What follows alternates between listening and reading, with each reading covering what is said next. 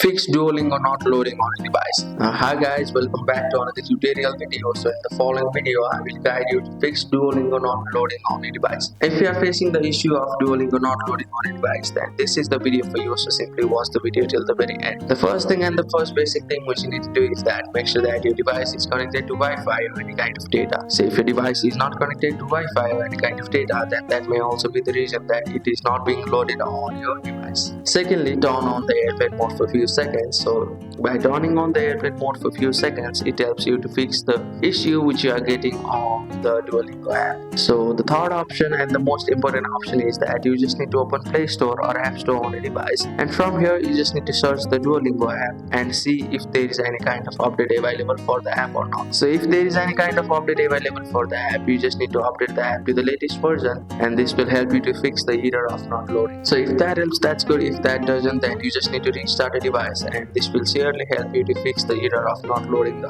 Duolingo. So that's it. Thank you for watching the video. Please don't forget to like the video and subscribe to our channel. Thank you.